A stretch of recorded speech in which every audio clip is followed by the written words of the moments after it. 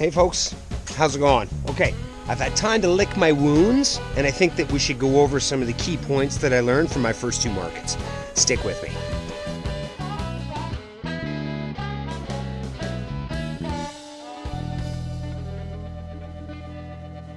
You know, the first thing that I really picked up on, which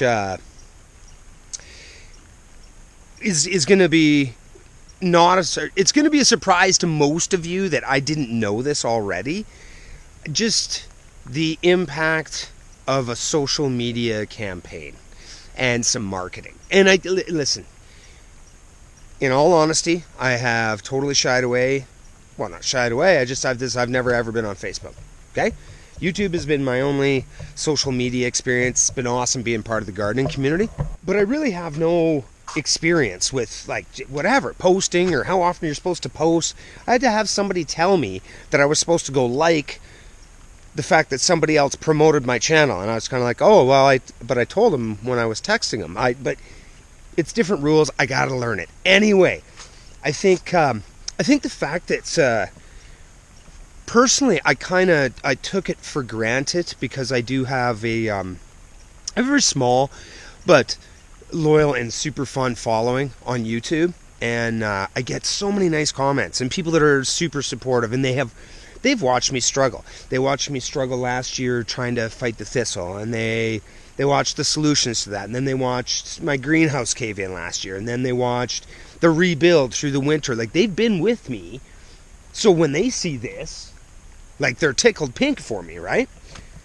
I didn't exactly advertise that to anybody locally. So that's on me.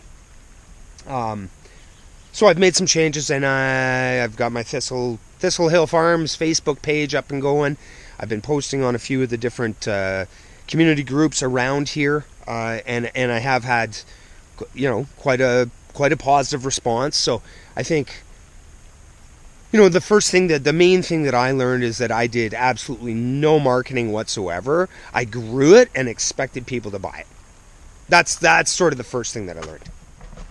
Okay, the second thing that I really picked up on, just from looking at other people's stands and stalls, and it's not like I hadn't been to the farmer's market before, but again, like there's a lot of learning to do, right? So I might be looking at pricing instead of like checking out how their table's set up, or vice versa. But there is an awful lot of staging, right? Stack it high, watch and buy type of a philosophy. So I did try to emulate that. I think I can do a much better job of it, and I will moving forward.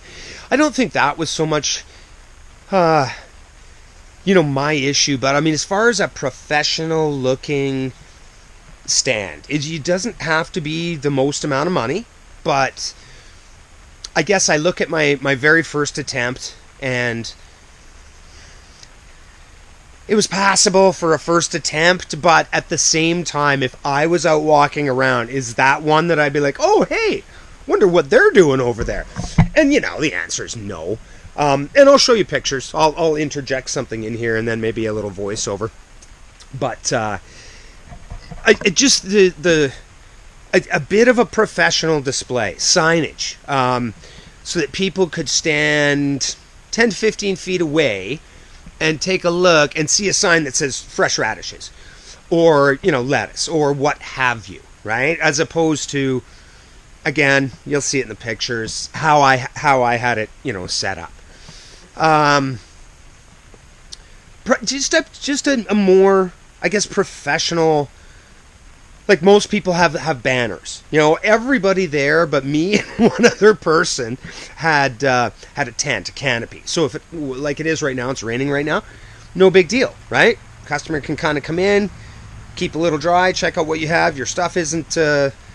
My big thing was that because I didn't have a canopy, as the day wore on, I was increasingly unimpressed with how my awesome produce looked. And, it's no secret to most of you that have followed me for a while, I'm an idiot, and I don't know what I was thinking. You seal up a little plastic bag and put it out in the sun with produce in it.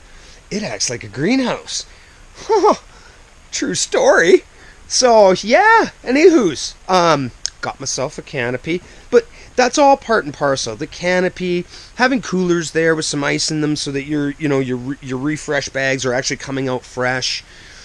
Signage that you can see from a distance, and like a banner with the company name, because what I found was that I'm in the Lacombe market here in Alberta, Canada, and we've got a couple of, I guess, whatever you want to call them, larger agricultural groups, if you will. Like there's Hutterite colonies around here, and they grow an awful lot of produce and go to the market, and they're very, very well known as farmers in the area. And then there's the folks from BC. So these are farmers from British Columbia that are 4 or 5 zones warmer than we are, bringing in all their fruits and veg and that type of thing. So it was a little frustrating, I guess, to be honest, watching people buying stuff from out of town. But again, I look at their display, and I look at their signage that they have, and like if I had a big sign that was like locally grown, I think more people would come by, right? So I dropped the ball, or whatever, I guess maybe not dropped the ball, but my very first couple of displays could have lots of room for improvement. Okay, so there's only to go up from here. I'm really looking forward to these next markets. Even if I don't sell more, I want to present it so much better. So a professional presentation, I think, is required regardless of what product you're going to sell. Okay, and then I guess the third thing that I learned was to moderate expectations. I'd expected big things without doing much on the other side of the business, if you will. So it's like, I guess, moderate expectations / spend as much time on all aspects of the business. So I've spent an enormous amount of time in developing the farm, getting some of the infrastructure up and started, getting plants started early, getting them healthy and in the ground and just banging, looking great. Like the growing side of it is going really well. The infrastructure side's coming along. But the marketing side and the the other side of business, I've spent no time. So there has to be some sort of a balance. I can't just spend all my time growing and not promoting. Just like you couldn't do it the other way around either. Just running around selling, telling everybody you got the best stuff. Well, what do you got? Well, sorry, I didn't have time to plant anything, right? So there needs to be a balance. And then expectations. Expectations, even if a person's been growing for a long time, whether you're trying to build a channel, whether you're trying to build a business or a farm or an idea or a brand, there's got to be a certain amount of stick-activity that goes with it. People have to, going to the market one time, who's Thistle Hill for what? Okay, local? Sure. It doesn't matter. People need to see you over and over again. And that's how, from everybody that I've talked to that's been to markets and has built a customer base, that's exactly what they tell me. It's going to take time. Keep going there. Keep smiling. Keep producing great produce. Get on top of your marketing. Fix your stall up. Make it look a little sexier, right? A little more professional. Clearer signage. All of those things will add up. It's unrealistic for me to think, here's where the expectations comes in, right? It's unrealistic for me to think that if I put up a canopy and I have some better signs, and I've been on a couple of the Facebook pages, and there we go. Like this week's I'm just gonna knock it out of the park. I don't believe that's realistic. I don't think that you can make changes and then expect immediate gratification, right? Maybe you do. If you do, I think you're setting yourself up for disappointment. And I don't want to be disappointed because, I went into those last markets thinking, man, I was so proud of the veg. I thought I was going to crush it. And, well, at the end of the day, I learned an awful lot. Yes, I did sell. I moved some product, for sure. Just nowhere near what I thought I was going to do. Met some nice people. I hope I get to see them next week because there shouldn't be any of that spinach left that they bought, right? So, you had to have noticed the shirt. You had to have noticed the shirt. A friend from overseas. A friend from over in the UK area sent this to me. It came in a nice little package. International Royal Mail, international blah, blah, blah, right? It's just, they're being all sneaky and funny, and I'm not sure which one of my friends it is, because they didn't leave a note.